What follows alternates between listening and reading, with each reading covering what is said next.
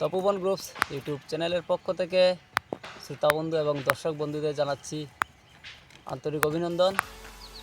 তো এই শীতের মরশুম এখন চলছে, তো শীতের মরশুমের কিছু ফুল গাছ নিয়ে আমরা আজকের এই প্রতিবেদন দিতে যাচ্ছি। তো আমাদের ইউটিউব চ্যানেল হচ্ছে তপোবন গ্রুপস এর নার্সারি ইউনিট।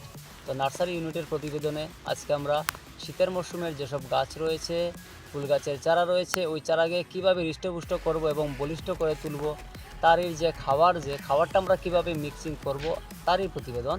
তো কীভাবে আমরা খাবার দেব এবং কোন গাছকে খাবার দেব। তো বন্ধুরা দেখেন, সামনে কিছু গাছ রয়েছে, এখানে দেনতাস রয়েছে, ওইদিকে গাঁদা ফুল রয়েছে। তো এই গাছগুলোকে আমরা প্রথম লাগানোর পর কিন্তু কোনো কিছু খাবার দেওয়া হয়নি, শুধু ভার্মি কম্পোস্ট দিয়ে লাগানো হয়ে গেছে। তো এই গাছের মধ্যে আমরা খাবার দেব।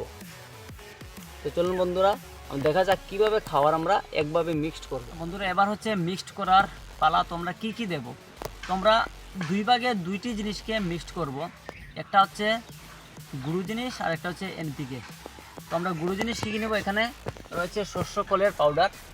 এই শস্য কলের পাউডার 50%, এখানে নিমখোল রয়েছে, নিমখোল দেব 20%। 55%-এর সঙ্গে 20% নিমখোল, আর বাকি 30% থাকবে ভার্মি কম্পোস্ট। এই তিনটি জিনিসকে আমরা একসঙ্গে এখানে মিশিয়ে নেব।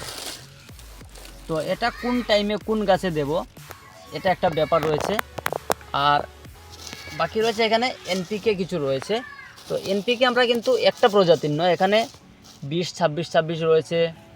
আমাদের এখানে সবগুলো এনপিকে পাওয়া যায় না, যেসব এনপিকে পাওয়া গেছে ওইসব এনপি আমি নিয়ে নিয়েছি। এখানের মধ্যে 3 ধরনের এনপিকে এক জায়গায় করে নিয়েছি। এই সবগুলোকে মিক্সড করা রয়েছে, কিন্তু এইগুলোকে আমরা মিক্সড করব। আমি দোকানে যেসব 3টা ভ্যারাইটি পেয়েছি ওই 3টা ভ্যারাইটি নিয়েছি, 3টে কোম্পানির। কেন নিলাম, 3টা কোম্পানির 3টা ব্র্যান্ডের 3 রকমের তৈরি করব। তো এর মধ্যে গুণগত মান আমার 1 কেজি নেওয়ার দরকার ছিল। আমি কি করেছি, 3টা জায়গা থেকে আমি 1 কিলো পরিমাণ করে নিয়েছি। তো 3টার মধ্যে আলাদা আলাদা মিক্সড করা থাকবে। এর মধ্যে আমার মনে হয়, আমি প্র্যাকটিক্যালি দেখলাম আর কি, খুব ভালো রেজাল্টটা খুব ভালো হয়। আর এর সঙ্গে কী করলাম, কিছু এটা হচ্ছে জৈবিক এনপিকে, তা 50% দিয়ে আমি এই দুটো জিনিসকে আমি মিশিয়ে নিলাম। তো এখানে একটা মিশ্রণ মিশালাম আর ওইখানে একটা মিশ্রণ মিশালাম।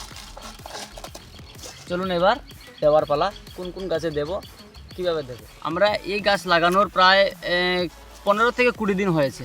তো এইগুলোকে কিন্তু একদম মাটিগুলা শক্ত হয়ে গেছে, এগুলোকে প্রথম লুজ করব। ঠিক আছে, লুজ করার পর যেহেতু কোনো খাবার দেওয়া হয়নি, তো আমরা এই গাছদের জন্য প্রথমে শুধু এই যে গুঁড়োগুলো আমরা মিক্সড করেছিলাম, এখানে রয়েছে ভার্মি কম্পোস্ট, শস্যের খোল আর নিমখোল, যে পরিমাণে মিশিয়েছিলাম ওইগুলো কিন্তু আমরা এক সাইডে এইভাবে দিয়ে দেব।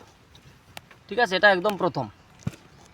এবার এই খাবার যখন শেষ হবে, গাছের সাইজটা একটু ভালো হবে, তারপর আমরা দেব ওই এনপিকে যে মিক্সড করলাম ওইটা দেব আরও 15 থেকে 20 দিন পরে।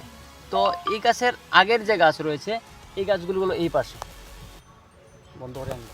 তো দেখেন, এই যে আগে যে এই গাছের যে শস্যের দানা, ভার্মি কম্পোস্ট আর নিমখোল যে দিয়েছিলাম, এগুলো কিন্তু এরকম আকার ধারণ করেছে।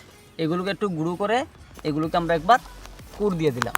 কুড় দেবো এবং আগাছাগুলোকে পরিষ্কার করে নেব। টবের হোক বা ব্যাগের হোক, যে কোনো গাছের গ্রোথ বাড়ানোর জন্য এই প্রক্রিয়াটা কিন্তু করতেই লাগবে। ঠিক আছে, এবার হচ্ছে গিয়ে গাছটাকে ফুল দেওয়ার পালা কিন্তু, এবং জাকড়া হওয়ার পালা। তাই আমরা ওই মিশ্রণটাকে, ওই যে জৈব মিশ্রণ রয়েছে, জৈব রয়েছে এবং রাসায়নিকও রয়েছে, এগুলোকে আমরা ওই আগের যে জায়গায় দিয়েছিলাম ওই জায়গার মধ্যে দিয়ে এইভাবে রেখে দেবো।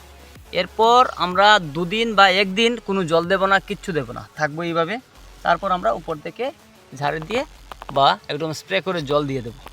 তারপরেই দেখবেন এর গ্রোথ কীভাবে হয়। চলে এলাম 7 দিন পর এই জায়গার মধ্যে। তো যেগুলো দেওয়া হয়েছে দেখেন, এগুলো কিন্তু আবার শক্ত মতন হয়ে গেছে। এই দেখেন, আবার কিন্তু গাছের মধ্যে আগাছা উঠে গেছে, খাবার পেয়েছে। এই দেখেন, গাছের সাইজ কিন্তু 7 দিনে অনেকটা পরিবর্তন হয়ে গেছে। তো বন্ধুরা, আপনাদের যদি এই ভিডিওগুলো ভালো লেগে থাকে বা এই প্রক্রিয়া যদি আসলে ভালো লেগে থাকে, তাহলে আপনারা কমেন্টে জানিয়ে দেবেন এবং বন্ধুদের কাছে আরও ভিডিও পাওয়ার জন্য শেয়ার করে দেবে।